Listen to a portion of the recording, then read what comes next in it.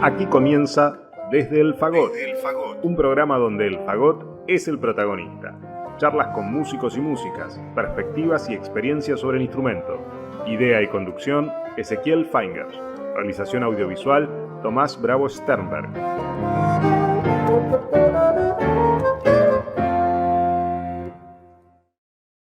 Hola, ¿cómo están? En el programa de hoy quisiera compartirles la primera parte de la entrevista realizada al destacado oboísta argentino Rubén Albornoz, quien recordemos es oboe solista de la Orquesta Estable del Teatro Colón y profesor de oboe en la Universidad Nacional de las Artes y en el Instituto Superior de Arte del Teatro Colón. ¿Cómo fue? ¿Dónde naciste y cuándo naciste? ¿Cómo fue todo? Bueno, yo en realidad nací aquí cerca de Buenos Aires, en una ciudad que se llama Junín, que está a 250 kilómetros, pero solamente nací ahí, viví unos meses porque por el trabajo de mi padre, que trabajaba en una compañía de energía eléctrica, después viví en Santiago del Estero, después en Chipoleti, en Río Negro, donde ahí empecé algún atisbo de estudio musical con mi madre, que tocaba piano y muy bien. Este, pero claro, no funcionó, ¿no? Evidentemente la cosa madre-hijo no funcionó del todo, pero bueno, ella se tomó su revancha cuando a mi padre lo trasladaron a San Juan y ahí ella se enteró que había una muy buena escuela de música. Entonces, bueno, ahí sí, me escribió. Mis inicios fueron como pianista, empecé a los 8 años, y a los 12, gracias a que se creó la orquesta de la Universidad de San Juan, por una característica que tenía la orquesta, que todos los integrantes eran profesores de la universidad, como para poder pagarles el sueldo de una manera más digna. Entonces tenían que tener alumnos. Y claro, de repente una escuela de música pequeña se llenó de profesores de oboe, de fagot, de corno, de viola. Entonces, bueno, todos instrumentos que no eran muy comunes en esa escuela, ¿no? A lo sumo piano, violín, algún flautista. Entonces hubo como una promoción para que los chicos, los jóvenes, se acercaran a diferentes instrumentos. En mi caso, tuve un verano, un berretín por la trompeta. Mis padres adujeron que eso iba a molestar en el barrio cuando estudiara. Entonces, bueno, elegí otra cosa, si hay tantos instrumentos y qué sé yo. Y bueno, esas casualidades que fui a escuchar un concierto donde tocaba mi primer profesor, Juan José González, profesor de la Universidad de Cuyo en Mendoza, donde después yo me recibí con él. Tocó el concierto de Alessandro Marcello y no sé, ahí bueno, como que me gustó ese instrumento y digo, bueno, ese es el instrumento que quiero estudiar.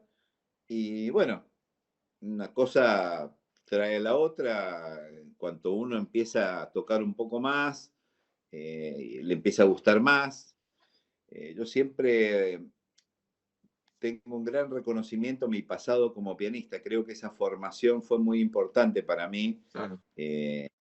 porque ya con 12, 13 años que empecé a estudiar el oboe, a hacer las primeras notas largas, unas primeras escalas, algún método bastante sencillo, yo ya había transitado por Bach, por Bartók, por Mozart, eh, por Schumann. Entonces, dentro de mi pequeña experiencia de niño, tenía una cierta cultura musical que creo que ayudó en Claro, mi formación posterior de oboísta, ¿no? claro.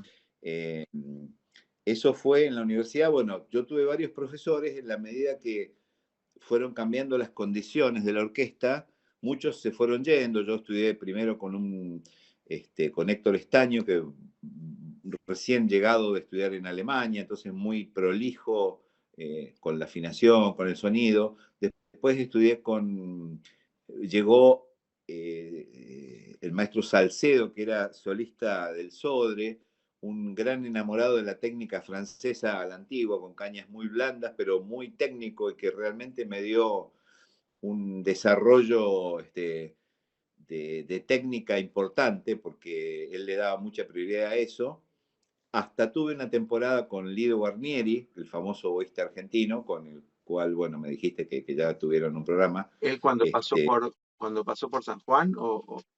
Estuvo, creo que 3 meses que estaba de vacaciones, bueno, lo invitaron, evidentemente se podía hacer eso y él, bueno, como era una cosa nueva, estuvo ahí y yo tomé unas clases con él siendo muy, muy joven, después lo volví a ver en otros cursos y después, bueno, terminamos siendo grandes, grandes amigos, ¿no? Yo, por supuesto, un gran admirador de él Claro. y contento que me devolviera su amistad, porque además de un gran músico, una gran persona Sí, realmente, sí, sí. muy querido por mí.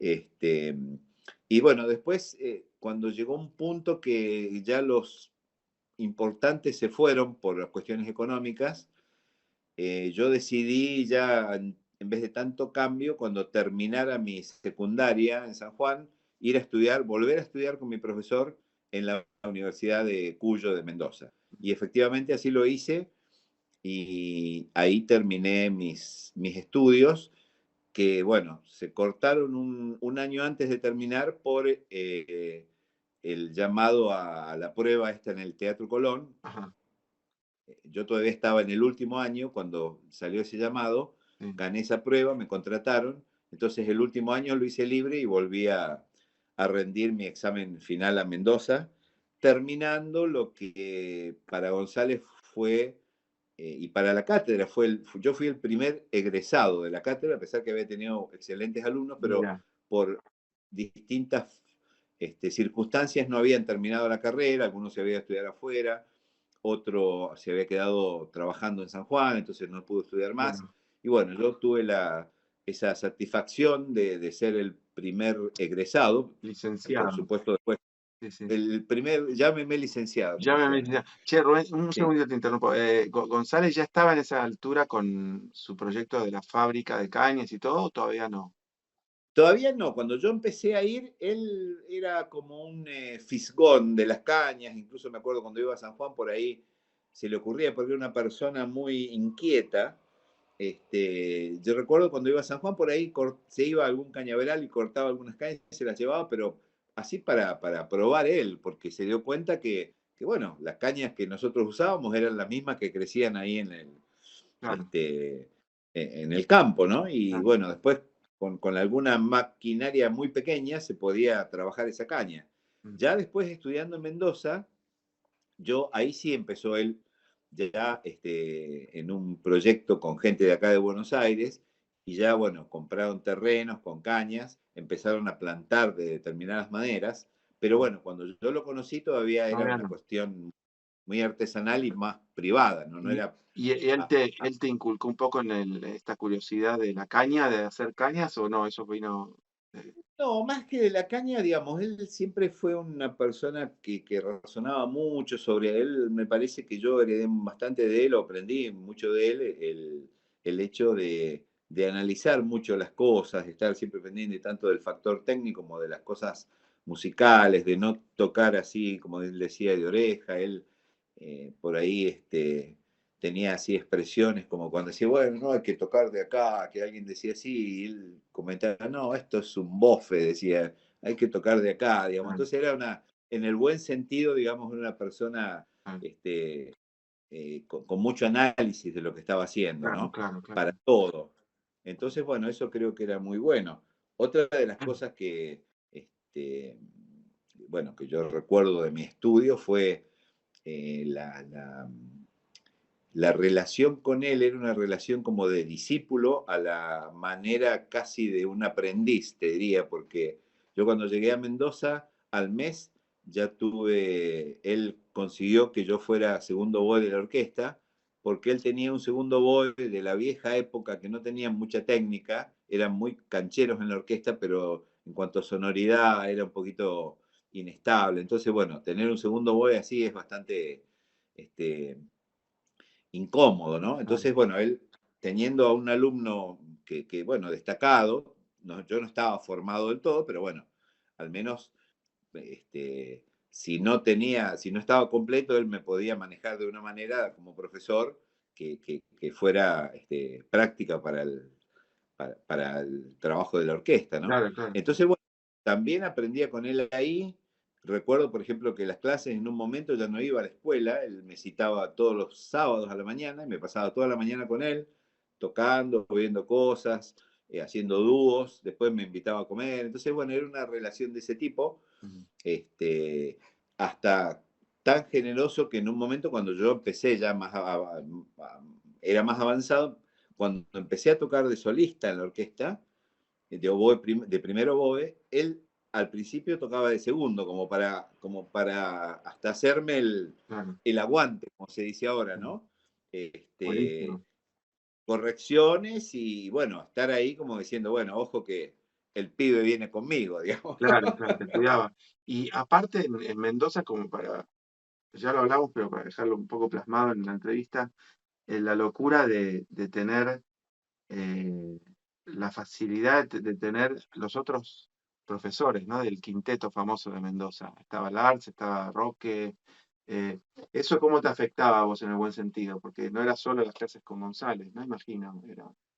Sí, eso fue también muy bueno, ¿viste? A la larga, quizás uno de joven por ahí no tiene la real medida del asunto, pero Claro, lo vas absorbiendo quizás, ¿no? claro, Tanto yo como, bueno, en ese caso, ya Jorge de la Vega, que era flautista, ya había venido a Buenos Aires, estaba Patricia Adal, que es claro. flautista en la Sinfónica Nacional, estábamos los dos de solista, estaba Ricardo Sánchez, un fagotista que después quedó de solista, también alumno de rock ruso, estaba Julio Lonigro, que era alumno de Cascone, entonces éramos todos como los principales alumnos que hacíamos de solista a la vez y después alternábamos también con los grandes, ¿no? Con Roque, Russo, el Fagot, Claro, claro. con Lars Nilsson, ¿viste? Ellos todos en realidad, cada uno con su característica, realmente yo recuerdo solamente ayudas de su parte, ¿viste? Algunos con un costado más crítico, como el caso de Cascone, otros con casos más bonachón y más, más de tío, este, gracioso, como era el caso de Roque Russo, que hasta cuando se enojaba nos daba risa, porque lo hacía de una forma que vos sintieras que estaba mal, pero Claro, tampoco sintieras tanta presión, ¿no? claro, O Lars, que era una personalidad, bueno, ya más a la europea, más, claro, no digo más seria, porque todos eran serios, ¿no? Pero un poco más analítico. sí. Entonces, bueno, yo todo eso, yo creo que ayudó de una manera integral a la formación que teníamos, ¿no? Sí, siempre comparando con la capital, con Buenos Aires, donde uno como porteño se imagina que pasa, no es por lo mejor, pero más cantidad. Y estaba el quinteto del Mozarteum como contraparte del quinteto de Mendoza. Claro, Y sin embargo, acá, lo digo yo hasta personalmente, era muy difícil pedagógicamente tener a claro. todos al mismo tiempo. ¿Viste? Frolloni por acá, Chiambaretta por acá, Zulo por allá. Ahí vos tenías condensado, para un alumno, digo, es fantástico, ¿no? Digo, Sí, eh, sí, sí, todo ahí. Y realmente, bueno, nosotros, afortunadamente, creo que todos, yo siempre lo hice así y hasta ahora lo sigo haciendo, yo sigo asistiendo a conciertos de colegas y me encanta escucharlo y en esa época, imagínate, tocaba mi profesor, tocaba el quinteto y ahí estábamos, viste, tratando de absorberlo, claro, copiar o lo que increíble, fuese de ese momento, ¿no? increíble, sí, La ventaja que tenía quizás el interior en ese sentido, viste, era toda la cercanía que había y claro, bueno, que no había gente. Acá en el ambiente quizás era más profesional claro, y era profesional, pero no había tanta gente. Entonces, bueno, mm, era profesional en el caso de ellos y en el caso nuestro éramos alumnos avanzados, claro, estudiosos, serios, mm, pero éramos alumnos también, ¿viste? Entonces, bueno, se daba esa simbiosis ahí en la orquesta muy favorable mm, para nosotros. claro, claro, Eh, Quizás ellos tenían que tener un poquito más de paciencia. Encima, viste, uno con la juventud, yo siempre, ahora que ya han pasado los años, recuerdo como uno era medio altanero en ese sentido, ¿no? Que no está mal, como decía Lido, para ser primero vos te la tenés que creer, si no, mm, ni te sientes ahí, ¿no? Entonces, bueno, había una cosa de esa, además de estudiar, porque si no, uno sería como un chanta si estás claro, creído y no respondés de alguna manera. Pero podés responder, pero no creértela o estar medio apichonado. No, claro, la verdad que ahí sacábamos pecho, digamos, y demostrábamos claro, y tocábamos hacia afuera y nos encantaba. Sí, es Digo, como, hablo en plural por todos los colegas y amigos que de esa época. es como las personalidades, ¿viste? Por ahí la persona más extrovertida para primero oboe, pero después en la práctica, segundo oboe en la ópera, te la quiero ver, entonces tenés que estar No, ahí. no, seguro, Sí, sí, seguro, hay sí. que. Es Sí, sí, sí, complicado. sí. Hablando con otros colegas y amigos, hasta con Lido, me acuerdo, siempre hablaban de la sonoridad, ¿no? ¿Qué te parece Roque? Y bueno, de Garrefa, Gabriela Roca, me acuerdo, hablando de la sonoridad de Garrefa en Córdoba, de Kiamba siempre, Alberto, y de Roque también, ¿no es cierto? Un sonido generoso, ¿no? Y a Él mí, siempre. Sí. sí, sí, sí. Yo me acuerdo que tenía un sonido muy importante, redondo, lo Mm, recuerdo. Eh, me acuerdo su solvencia rítmica, digamos, ¿no? Que mm, creo que es fundamental para el fagot, en cuanto claro. siempre pienso que la afinación, el ritmo es como la base, la estructura Sí, sí, de la sí. parte de vientos de la orquesta, el fagot. Entonces, bueno, Sí, sí, eso sí. lo representaba muy bien ahí. Bueno, era como su postura, ¿viste? Vos lo escuchabas Claro, ahí y decís, bueno, acá yo me siento bien, siento buena estructura acá, no es claro, alguien que claro. se esté escondiendo ni nada, no, él Claro, salía, claro, claro, claro. este, el sonido importante, los solos, ¿viste? Era muy inspirado en los solos, pero recuerdo sobre todo eso, ¿no? Y él también nos insistía y nos corregía mucho también la cuestión de solfeo, la exactitud, ¿no? Claro. Porque, claro, uno de joven, entre la inexperiencia y por ahí que se dejaba llevar por sus, por sus hormonas, ¿viste? Por ahí Sí, no era y muy correcto. también la época diferente a la de hoy, obvio, pero el quinteto tenía un peso, por lo que he escuchado, muy importante dentro de la orquesta, ¿no? Sí, Y que sí, se sí. permitían también tal vez llevar justamente a sus mejores alumnos, pero igual hoy en la estable Sí, por ahí es medio impensable hacer eso, y se podía hacer, ¿no? Qué bueno, eso, claro. Claro. no, sí, evidentemente ellos eran como un puntal en la universidad, ¿viste? Mm, Tenían la universidad, la escuela de música de la universidad, tenía en ese momento un cuarteto de cuerdas y un quinteto de viento, claro, que eran representativos de la universidad. El quinteto había viajado, había hecho giras por Europa, tocaban acá, eran reconocidos, y además como intérpretes, como profesores, ¿no? Porque realmente en claro. cada una de las, digamos, casi toda la orquesta, te diría, de Mendoza, tanto, bueno, algunos oboes hemos emigrado y otros Mm, también, pero tanto en fagot, en clarinete, como en oboe, como en flauta, son ahora los solistas que están y ya son profesores de la universidad, claro, son todos, o la gran mayoría, un 80%, todos egresados y alumnos claro, de la gente del quinteto de allá de Mendoza, claro, ¿no? claro, claro, Eso habla y además de la cantidad de gente que había, no era que, bueno, salió un solo alumno, ¿no? claro, Salió casi, te diría, una escuela, en claro. clarinete, en fagot, en oboe. Este, Este, siempre intentando recrear un poco la escuela y de quién estudió con quién y cómo se forman esas sonoridades tan particulares. Y todos hablan de la sonoridad. Yo no sé si hoy los chicos están tan preocupados, y lo digo como signo de pregunta, en justamente la sonoridad, sino siempre quieren resolver la parte mecánica, pero no hay uno que cuando uno hable de estos grandes fagotistas como Roque, Chiambaretta, eh, lo primero que sale es el sonido, ¿no? Que tiene. Garrefa también. Otro grande también previo a ellos era Meyer, que se vino de Viena, en fagot hablo. claro, Y, claro, solista acá en y, la y- Orquesta de y- Colón. y Sí. lo opuesto, porque de verdad son dos posturas musicales y de escuela, que era un matino, un chano por lo que veo divino, que con mucha personalidad, pero que en el fondo solo en Argentina podía tocar un italiano y un vienés juntos en una orquesta, ¿no? Entonces, Claro, sí, sí, sí, claro, bueno, era lo que pasaba en y era lo que en ese pasó. momento. ¿Y cómo vos como alumno lo concebías eso? Porque un matino, por lo que veo, vos tuviste un par de experiencias así, contate alguna porque quedan... No, yo tuve una experiencia que me dejó marcado, fue muy loco ¿Fue eso. en Yo Buenos recién Aires empezaba, o en el ¿cómo? Cuyo? ¿Dónde fue? ¿En No, en San Juan, San en San Juan? Juan. Recién empezaba a estudiar, creo que tenía un año de estudio. Todavía no me hacía mis cañas propias, o sea, mi profesor me daba. Ya creo que no estudiaba con González, estudiaba con Salcedo. Debe haber sido el segundo año de estudio, debe haber tenido 14 años, unos 14 años de la época, y en San Juan, viste que era, digamos, más aniñado que lo que uno puede esperar ahora de un niño de 14 años, que igual es un niño, pero bueno, tiene otras características hoy en día, ¿no? Pero en esa época era, bueno, muy aniñado. Y yo recuerdo haber estado esperando como mi profesor en algún camarín de la orquesta y estaba estudiando un poquito, ¿no? Y de repente aparece un viejito con saco, un saco a cuadro. Es decir, si vos me dijeras a qué se parecía, era parecido a esos mafiosos de las películas estas Buenos Muchachos, ¿viste? Las de Coppola, algún capo viejo de capo mafia, con lentes medio oscuros, y entra, abre la puerta así, me dice, esa caña está muy dura. Así, sin presentarse, nada. Claro, yo no lo conocía, quizás no, iba a la orquesta, pero bueno, no me fijaba en todo, ¿no? A ver, dame.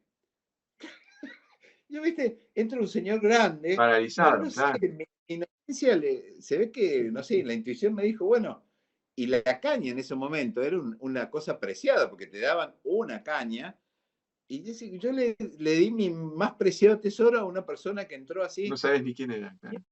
Y el tipo sale y se va. Y yo no sé si me la había robado, ¿viste? ¿Qué sé yo? Se ve que fue a su camarín, no sé, la habrá raptado. Y después me la trajo. A ver, probá ahora. No. Yo puse, y no sé, toqué. Y sinceramente, del susto que tenía o de la impresión, sí, bueno, le dije que andaba mejor como para que se fuera, ¿viste? Mejor que digas que sí, claro. Y yo no sabía qué era. Y después, bueno, le conté a mi profesor, ¿viste? Con un poco de temor, porque me va a retar. Me dice, ¿cómo le das la caña a un extraño, no? Entonces, le digo, mire, entró un señor, un viejito ahí que me dijo que la caña... entonces, bueno, se empezó a reír, no, ese es un Matino. Así que bueno, así conocí yo a un Matino. Así empezó, así empezó. No, esa anécdota es increíble, pero yo recuerdo, viste, todavía, ahora que lo pienso, ¿cómo le vas a dar la caña? No sé, viste, tendría que, un hecho de acoso, de doble caña había sido con un viejo. Increíble. Bueno, ahí te marca la personalidad de la gente con la que uno empezó a estudiar. Claro. Quédate escuchando Desde el Fagot. Desde el Fagot. Radio Damus, la radio del Damus. Música, debates, información, actualidad y humor. Llévanos a todos lados, bajate la aplicación y sé parte de este espacio. Radio Damus, nuestros sonidos.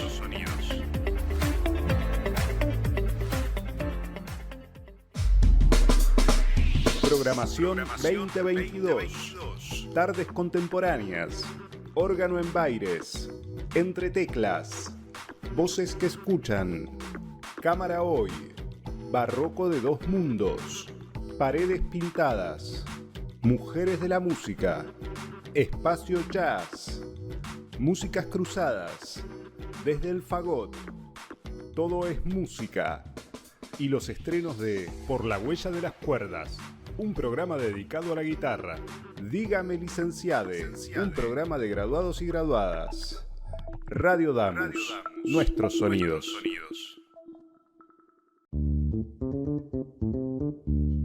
Radio.damus.musica.ar. La radio TV en vivo, información de los programas y mucho más. Radio.damus.musica.ar.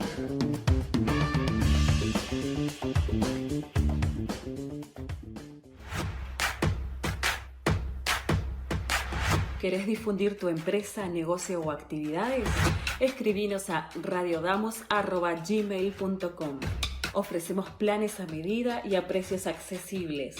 Radio Damus. Sonamos cerca.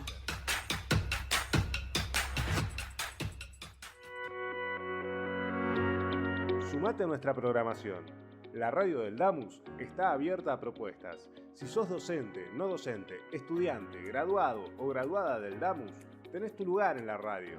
El espacio es gratuito y te ayudamos a preparar tu programa. Escribinos a radiodamus@gmail.com o buscanos en Facebook e Instagram. Radio Damus, tu radio.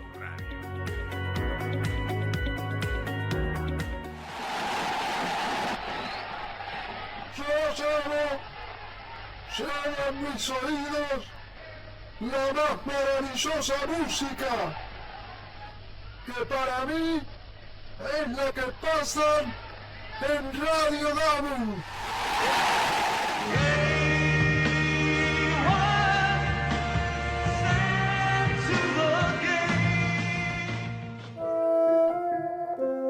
Seguimos con Desde el Fagot. Bueno, decía que lo que recordaba de Roque, digamos, a la distancia, ya han pasado 40 años, supongo que alguna cosa uno la florea o otras por ahí estaba en el subconsciente y recién la saca a relucir ahora del recuerdo, ¿no?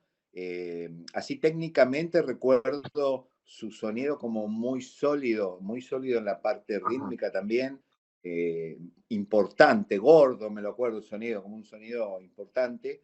Él le daba mucha importancia a esto del solfeo, recuerdo que todas sus indicaciones, tanto a nosotros, que eran menos, como yo las que escuchaba que le daba a Ricardo, con que estuviera tocando al lado, eran en ese sentido, ¿no? De la justeza en el solfeo, el pulso.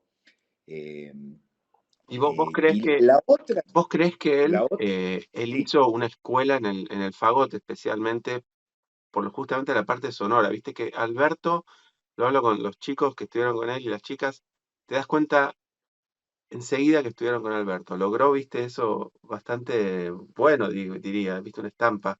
¿Roque hizo algo similar? ¿Vos podrías decir que reconocés los alumnos o no? Fue más...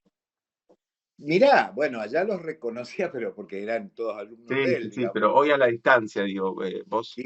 Sí, yo creo que sí, que había una cosa, También. viste, que uno en un momento es un imitador de su profesor, quizás, Claro, ¿no? claro, claro, Entonces, en ese sentido, yo no sé, porque yo no tuve clases con él más que esto que le escuchaba decir. Yo no sé él pedagógicamente cómo era, quizás también provenía de esa línea que no había una preparación pedagógica sino era claro, todo consejo o el convivir, ¿no? claro, claro, A mí me parece que había me parece que había más eso en él que específicamente una escuela, ¿no? claro, Como él tenía claro cómo tocar y bueno, lo pasaba de esa manera, ¿no? claro, claro, claro.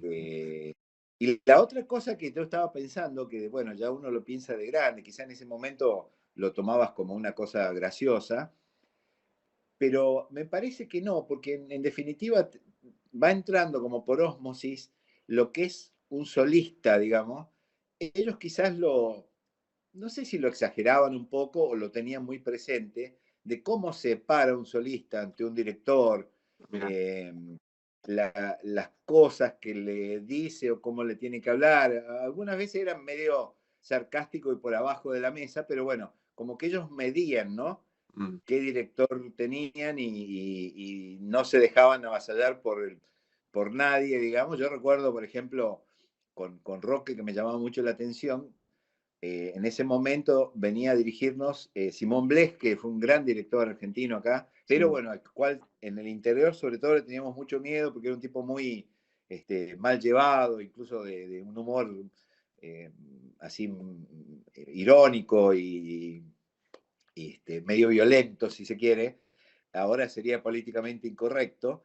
Entonces, bueno, cuando venía él estábamos todos asustados. Y Roque tenía claro, él los conocía acá de Buenos Aires, eran amigos de la juventud.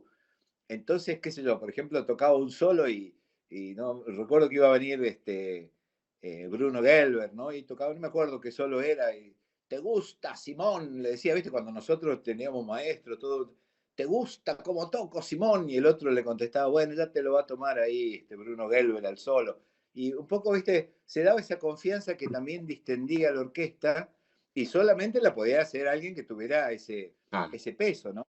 Como muchas veces también se producían alguna pica ahí con los directores que eran de Mendoza, que eran profesores de armonía y que, bueno, agarraban como la dirección, pero no eran grandes directores, digamos, ¿no? mm, Para nosotros era lo que conocíamos, pero para ellos tenían ese cuidado de decir, bueno, mirá, fíjate, ojo que acá hay solistas importantes, ¿no? claro, Había esa impronta que me parece que no está mal que uno la vaya viviendo, ¿viste? A mí me parece que yo, como pasa con muchas cosas que les debe pasar a todos, que reconoces que por ahí son más de tus padres que tuyas.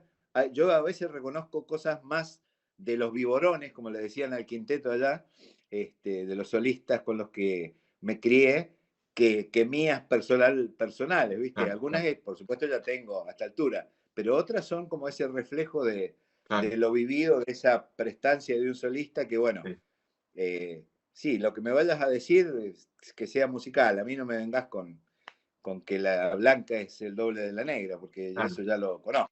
claro, claro. Una Este, personalidad muy fuerte tenía el quinteto, ¿no? Creo. sí, sí, Sí, sí. Todos, en Roque se daba como una cosa, no te voy a decir caricaturesca, pero por su pinta, ya como de viejo mal llevado, sí. cosa que no era, porque tenía muy buen humor. Entonces se daba un poquito más en ese aspecto, como con bordes un poco más salientes, pero todos eran así, todos los solistas, ¿no? Eran como decir, bueno, Sí. Sí, somos hay algo, solistas. yo me acuerdo de Pedro Chiambaretta y después con King Walker hablando de lo mismo, con generaciones de por medio, de minimizar un poco la diferencia de altura, ¿no? El podio, la silla. Todos músicos, todos supuestamente conocen el trabajo de cada uno, ni uno quiere ser director ni el otro fagotista. Entonces, Exactamente. solo por esa conciencia que hay que tenerla, porque enseguida uno cae en el maestro, ¿viste? Sí, sí, sí. Y ahí un poco como que se libera la tensión y uno puede no menospreciar al director ni nada menos, pero hacerse valer por el trabajo que uno está dispuesto a hacer, ¿no? Es como, es muy fina la diferencia, pero si uno la logra hacer, sí, sí, sí, Seguramente, y ellos la hacían notar y sobre todo, yo creo que con mucha inteligencia. Uno por ahí de joven, como todavía no pescaba toda la sutileza, le claro, parecía que eran exagerados, pero yo creo a la distancia que no, que hacían muy bien ellos en hacer una cosa didáctica, ¿viste? Decir, bueno, está claro. bien, vos allá, y si todavía no estás para dirigir, no me molestes a mí, digamos. Mm, Reconocer que son tus falencias, ¿viste? sí, De una forma, ¿no? sí. Que pasan los años y todavía se da un poco eso, Sí, desgraciadamente, pero bueno, sí, sí, sí, este, sí, sí, sí, sí, sí. eh, Y en Mendoza te recibís, imagino, ¿no? Con la licenciatura. Em, sí, ahí, ¿Cómo sigue? ¿Qué decidís hacer ahí? sí, a mí me llegó, bueno, creo que en esa época había unos certámenes, concursos, pero no para tocar de solista en Mar del Plata, en Santa Fe. Y yo gané un par de concursos y supuestamente dentro de lo que es el ámbito pequeño de la música o de los vientos, creo que mi nombre empezó a sonar por ahí, porque bueno, sí, bueno, eran concursos a nivel nacional importantes. Yo gané dos de ellos y a raíz de eso me llegó como una invitación para una prueba que se hacía en la Orquesta Estable del Teatro Colón, cosa que era raro porque no llegaban esas cosas al interior. Menos concursos quizás sí, pero pruebas no. Pero imagino que a caballo de que era un poquito conocido, alguien contactó a un mendocino de aquí, que era el maestro Sarabí, que en esa época recién estaba en la Filarmónica y en los últimos atriles, y me hizo avisar a través de él que había una prueba para segundo boy. Entonces, bueno, yo me vine para acá, todo entre amigos, ¿no? Sarabí me avisó, paré en la casa de Jorge de la Vega, que ya trabajaba aquí. Y bueno, tuve la suerte, venía con, como se dice en el básquet, con la mano caliente de los Los concursos. Entonces concursos. era como, yo siempre cuento ahora, ¿no? Que ahora yo si tuviera que ir a un concurso estaría todo asustado, pero en esa época era como un galgo como un caballo de carrera, ¿viste? Que me Claro, abran la galera, que quiero salir a tocar, porque era así, ¿no? Esa adrenalina juvenil. Y bueno, gracias a eso gané esa prueba, por la cual al año siguiente vine a trabajar acá. Todavía me quedaba el último año, que lo hice libre porque había poquitas materias, el último año de la universidad. Y bueno, vine a trabajar acá y a la vez, al año siguiente, rendí ya mi examen final. Y desde ese año, el 83, fue hace ya va a ser 40 años, mira. Y caíste Estoy entonces acá, ¿a qué orquesta de segundo boe? al Al estable, estable al directo, estable. caíste al Colón, ni nada menos. Sí, No, yo hice una carrera un poco meteórica acá en el increíble. teatro, gracias a las conjunciones que se dieron, porque bueno, ese mismo año se abrió concurso a la mitad de año, y yo gané mi puesto de segundo BOE, y a la vez Coquiararo, que era solista, se pasó a la Orquesta Filarmónica, entonces quedó vacante el cargo de primero BOE, que se concursó a fin de año, y yo lo gané, así que en un año hice todo Buenísimo, todo el este, trámite. todo, todo el trámite. Excelente. Che, y eh, ¿vos sabías dónde te estabas metiendo con la ópera o fue medio como que No, mira, mi profesor había estado en su juventud, había trabajado un par de años en la Orquesta Estable, así que incluso conocía a los solistas de esa época, tanto Pedro como el Mundo Pichoni, que era el otro solista, y bueno, para nosotros en general era el Teatro Colón, ¿viste? Que creo que como es para cualquiera que esté, por ahí yo no discernía mucho qué era lo que tenía que hacer.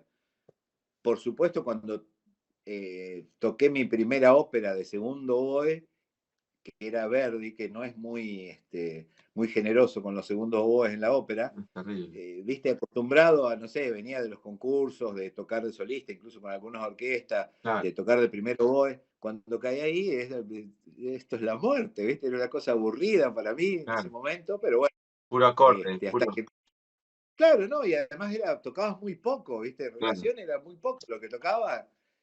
Por suerte, bueno, eh, también el aliciente era tocar al lado de Coqueraro, que, qué sé yo, para nosotros es como, bueno, salvando a Di Gregorio, que es el otro gran oboísta argentino, aparte de Lido Guarnieri, este, era una institución. Entonces, bueno, tocar al lado de él, con el cual yo insistí para tomar clases, pero no quería, ¿viste? Eran así de esa onda de, no, pibe, venite a tomar unos mate a casa y ahí charlamos. Ajá, Era así ajá. un poco el estudio, ¿no? Y supongo que, bueno, él también, creo que sentía un cierto respeto, porque yo debo haber tocado para la época, ¿no? Me imagino, yo le adjudico que tenía venía con mucho énfasis, Mucha capacidad. pero bueno, debo haber tenido falencias, ¿no? Pero evidentemente algunas cosas hacía bien, porque tenía su respeto, ¿no? Che, ¿y Eh, qué te acordás de los concursos que diste dos? Lo que sea, desde los otros candidatos, el jurado, la obra, ¿algo te acordás o es una foto con laureles? Mira, ahí entra, siempre tengo en el recuerdo, ahí entra un fagotista muy caro a nuestros recuerdos y sentimientos, que es Guillermo Roura. Ajá. Eh, ¿Qué año era? ¿Qué que año era cuando entraste? yo, la primera prueba la di en diciembre del 82 Ajá.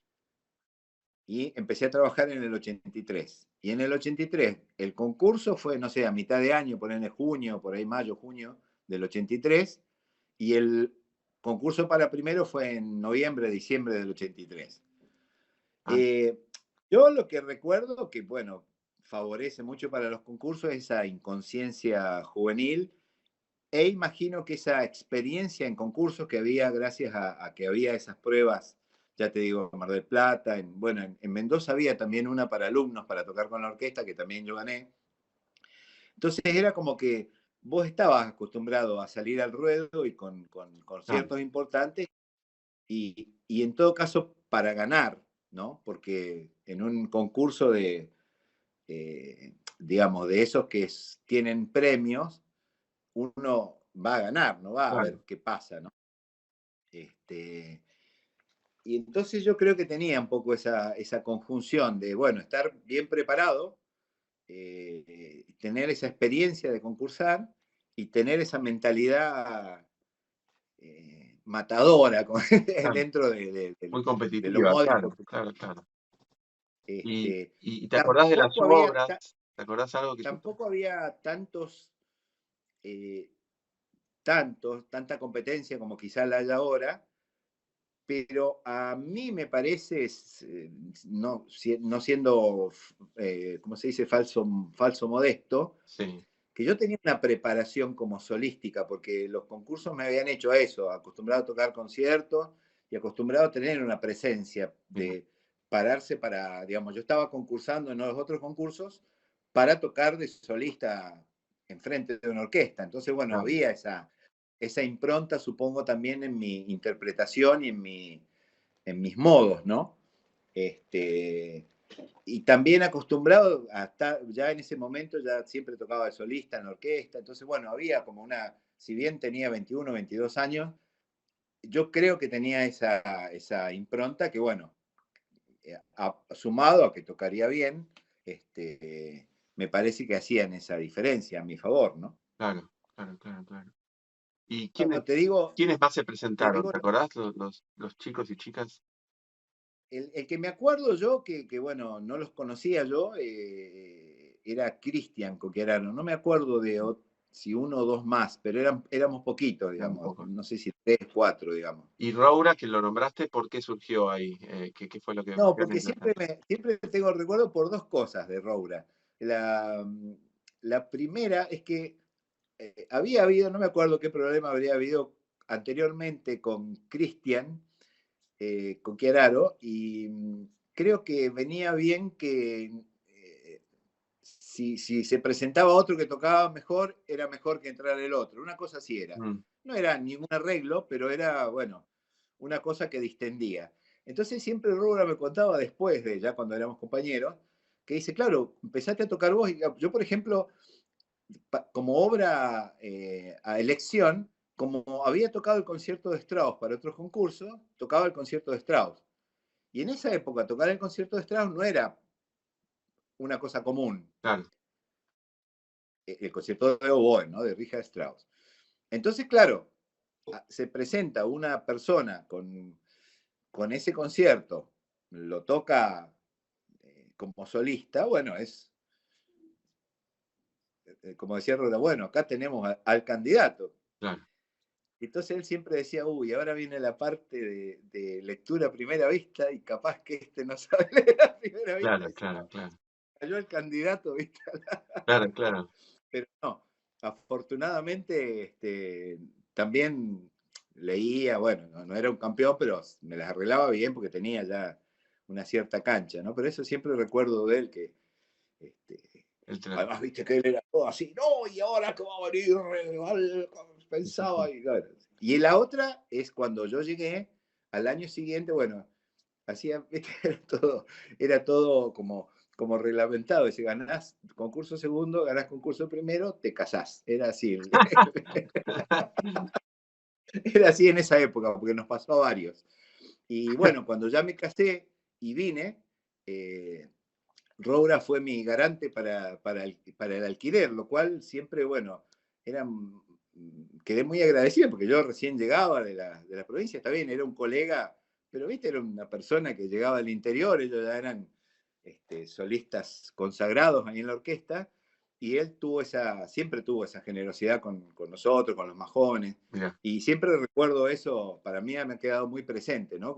Cuando de repente era un momento difícil de los alquileres y todo eso, él me ofreció de su parte, ni siquiera se lo tuve que ir a pedir, conociendo eso vino y me ofreció y bueno, fue mi primer garante para mi alquiler de casado. y musicalmente también sentías esa contención de los solistas más antiguos con los jóvenes. Sí, mira, yo afortunadamente creo, ahora viste, uno empieza de viejo ya, como decía, como decía un amigo, yo ya tengo más pasado que futuro. Te empezás a acordar mucho de muchas cosas y a reverlas, a reestructurarlas, ¿no? A mí me parece que afortunadamente yo era medio inconsciente y era medio creído. Cosa que Lido Barnieri siempre decía, para ser solista de oboe te la tenés que creer, si no ni te metas ahí.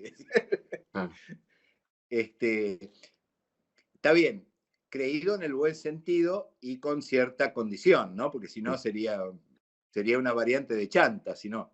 claro. Este, Y entonces yo me consideraba como, digamos, yo no vine al Teatro Colón con la impronta, uy, estoy en el Teatro Colón, estoy reemplazando a Pedro Coquieraro, que era una institución, viste que en realidad era eso. Claro. Yo me la creía, yo era el solista ahí y estaba en igualdad de condiciones que los demás y hablaba en iguales condiciones y recuerdo después algún episodio con algún director extranjero y ahí viene lo que hablábamos antes, ¿viste? Y yo fui a hablar como el solista, ¿viste? Y eran directores que ya habían dirigido el Metropolitan en la Scala y vos tenías que pelearle algo y yo me paraba ahí. Yo creo, no sé ahora si lo hago eso, pero en esa época tenía 24 años y lo hacía 25. Claro. Me acuerdo, por ejemplo, que cuando nació mi hijo, ya teníamos arreglado con el otro solista que yo esa ópera no la hiciera para estar más presente, qué sé yo. Bueno, y vino un director que evidentemente hacía Wagner y le gustaba más mi sonido para hacer Wagner que el del otro solista. Entonces fue a la dirección y pidió que tocara yo. Entonces yo fui y le fui a discutir, ¿viste? A pelear el poder estar con mi familia, pero hacía de un tú a tú. O sea, yo ahora soy consciente de eso. En ese momento era... Claro. Bueno, esa inconsciencia creo que favorecía la relación y además ellos, hablo tanto de Roura como de los otros solistas, también eran muy respetuosos. Yo creo que pasa ahora también, ¿no? Con nosotros. Bueno, vos sos un poco más joven, pero yo soy más grande. Cuando entra una persona más joven que vos ves que es seria, que toca muy bien, que es profesional, hay como un apoyo intrínseco y un reconocimiento de igualdad Claro. en cuanto a solista, ¿no? Claro. Eso pasaba y bueno, no sé, supongo que ellos no eran, qué sé yo, serían personas de 40, 50 años, yo tenía 24, ¿viste? En ese momento para mí eran viejos, pero bueno, Claro. ahora uno de 45 me parece joven. Pero tenían... yo lo que sí los escuchaba mucho, porque ellos contaban mucho las anécdotas que habían tocado con grandes directores. Y además los escuchabas, ¿viste? La forma de tocar, que quizás sin decírtelo, inconscientemente vos ibas como Claro. absorbiendo, porque de repente, no sé, venía una furtiva lágrima y lo habían hecho con Prevital y no sé, o con grandes directores italianos. Entonces vos Claro. escuchabas eso y seguramente había ahí detrás de su interpretación consejos de Prevital, ¿viste? Claro, claro, claro. O formas de tocar, los tipos de articulación en las óperas, los tipos de fraseo de acuerdo a las diferentes óperas. Yo creo que todo eso, si bien no te estaban ahí dando consejos puntuales, pero uno, creo que, bueno, eso habla en mi favor en cierto sentido, de escuchar y Claro. tratar de ver cómo iba la cosa, ¿no? Claro, claro. Lo que sí recuerdo de Roura, bueno, me gustaba mucho el sonido que tenía, era muy fino en la sonoridad, en la forma de tocar. Y después también, él era otro ejemplo así profesional, ¿no? En cuanto al compromiso con la orquesta, incluso él, bueno, fue en muchos momentos delegado, era como una persona de consulta para los más jóvenes de cómo hacer las cosas en cuanto a tu profesión, en cuanto a la relación con los directivos, tu empleador, digamos, con lo que había que hacer profesionalmente, ¿viste?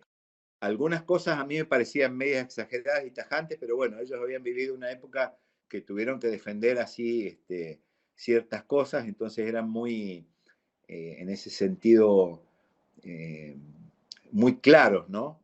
De una línea muy, muy recta, ¿no? Con Guillermo, no directamente con él, pero con colegas tuyos, míos, de la orquesta, me han contado alguna anécdota de haberle justamente de donde vos ibas, tal vez, una frase a raíz de la propia orquesta o de la directiva o de algún director. ¿Vos te acordás algo así de alguna frase? Yo no te las quiero decir para, para no quemar al que me lo dijo, pero, No, pero a veces yo la que recuerdo, viste, son por ahí las más caseras que no sé si dan para, para la sí, entrevista. sí, sí. Sí, Pero obvio. Acá no se trata de hablar mal de cuando, nadie, pero al revés, consejos justamente informales que tal vez, viste. no, no, yo creo que Guillermo no era un tipo de dar consejo, era una persona de opiniones muy claras, por ahí muy taxativas, ¿viste? que con el tiempo, ya cuando uno ya estaba en condiciones no sé, de plantear otra cosa, a veces hasta te parecía medio cabeza dura, ¿no? Al principio no, al principio es bueno tener a un tipo con tanta claridad para para ciertos menesteres, porque bueno, te va armando una guía muy clara de cómo vienen las Claro, cuestiones, ¿no? claro, claro. Este, eh, Él era muy racional, a veces, qué sé yo, llegado el punto ya demasiado, ya siendo nosotros más viejos, un poco lo cargábamos a él, ¿no? Porque era como una especie de cabeza dura, ya como si le ponía una orquesta, ¿viste? Después ya uno llegaba a decir, bueno, mira, preguntale a Guillermo que si no lo sabe, te lo inventa, ¿viste? Como diciendo, él siempre va a tener la respuesta Claro. al asunto. Este, pero igual, bueno, era muy respetado, no solamente por nosotros, bueno, yo muy querido. Además tenían tanto él como todos los solistas de la orquesta, tenía esa cosa de, de, em, de un ambiente de familia de la orquesta, porque bueno, en esa época, cuando yo llegué, se trabajaba mucho, no es por decir, en mi época se trabajaba más, pero yo recuerdo que estaba casi todo el día, eran 2 ensayos de 3 horas todos los días. Claro. Y cuando había función, había ensayo también por la mañana, había mucho más, había 18 títulos, 15 títulos por año, así que imagínate que había, ahora creo que hay 6, 7, la mitad. Mm, Entonces, bueno, estabas mucho tiempo ahí. Entonces, ellos daban mucha importancia a que el ambiente fuera bueno claro. entre todos. Y entonces, bueno, se hacían muchas juntadas de orquesta, o por lo menos entre los vientos. Yo recuerdo haber ido muchas veces a la casa de él, que nos invitaban ya con mis chicos chiquitos. Su especialidad era una paella calentada con los frutos del pino, con las piñas que él traía de la costa, porque era todo especial así, ¿no? Mira, Eh, Así que bueno, eso también me lo recuerdo como una cosa muy, que ellos cuidaban mucho ah, y no hacían esa diferencia de decir, bueno, nosotros nos invitamos lo que hace 30 años que estamos. No, el que había entrado recién era invitado, te sí, pueden decir lo mismo, no sé, Jorge o Gerardo Bondi, que fue su solista, toda esa gente que entró más o menos en la época mía y más o menos con la misma edad, ah, lo pueden certificar, ¿no? Que no era una cosa excluyente, al contrario, era incluyente claro, en todo sentido, ¿no? claro, claro. Este, y no, musicalmente yo ya te digo, no recuerdo así. Por ahí uno se ponía a hablar y ellos te contaban de los directores. Uno también quería saber, ¿no? Porque de repente, en la época que nosotros caímos, ya empezó a decaer esa cuestión de los directores. Incluso había problemas económicos, que el dólar estaba muy caro. Entonces, bueno, la mayoría de los directores eran de acá, entonces no tenías Ajá, esa correlación, ¿no? claro, claro, Y claro. después, bueno, cambió un poco y se volvió a tener, pero en esa época, imagínate, venían, qué sé yo, como si ahora vinieran Muti y Barenboim, así eran los directores que venían. Claro, Entonces, claro. había como como una canasta de anécdotas que ya a la larga uno se terminaba burlando, porque decía, bueno, esto ya que lo contó este, lo contó el otro, pero me parece que también hacían al pasaje de identidad de la orquesta. Decía, aunque vos no lo hubieras vivido, sabías que eso se hacía en determinada forma, o que tal director tenía tales formas, o que tal cosa se hacía de esa forma, ¿no? Claro. Otra cosa que recuerdo siempre, que bueno, ya creo que se ha perdido en la mayoría de las orquestas, no solo en la nuestra. Yo recuerdo llegar media hora antes y ya todos los solistas estaban ahí estudiándose sus partes, los violinistas. Sí. Era una cosa así. Yo, por ejemplo, Pedro Conqueraro, nunca vi que llegara ni 15 minutos antes, siempre estaba media Mm, hora antes. Bueno, el caso de Guillermo también, estudiando, ¿viste? Todos eran un poco así. Bueno, eso también daba la pauta de la orquesta. Por ejemplo, otra pauta que también se ha perdido en todas las orquestas era que se afinaba 5 minutos antes del inicio del ensayo. Es decir, a la hora que empezaba el ensayo, la orquesta ya estaba lista para comenzar a ensayar, no para... Igual también eran de una época que si llegaban las 5 y se pasaba un minuto, corría como la hora extra, ¿no? Entonces, está bien, era para los dos lados Claro. la exigencia. Y musicalmente, ¿cómo veías vos los vientos, sobre todo del estable, con toda esa preparación previa y estudio? Mirá, a mí me pareció en un momento que era un poco despareja la cosa. Técnicamente había algunas personas por ahí un poquito más grandes que sus sonidos no sonaba a técnicas nuevas, digamos, ¿no? Como, no sé cómo te podría decir. Sí. Que eran más de oficio que de escuela, digamos, ¿no? Claro. Dentro de eso había gente que tocaba mucho en ese sentido y gente que no tocaba tan mucho en Claro. todos los Claro. niveles, ¿no? O sea, quizás no habían tenido tanta escuela, pero eran muy estudiosos y siempre se mantuvieron activos y presentes y modernizados, digamos. Y otros que no, que se veía que, bueno, si traían una técnica que vos escuchabas en los discos de los años 50, ¿viste? Claro. Igual eran muy efectivos en todo y sobre todo, como te diría, muy cancheros, ¿no? En la parte de la ópera, viste que la ópera es como un lenguaje que tiene sus particularidades, ¿no? Claro. No es lo mismo que el género sinfónico. Entonces en eso sí se veían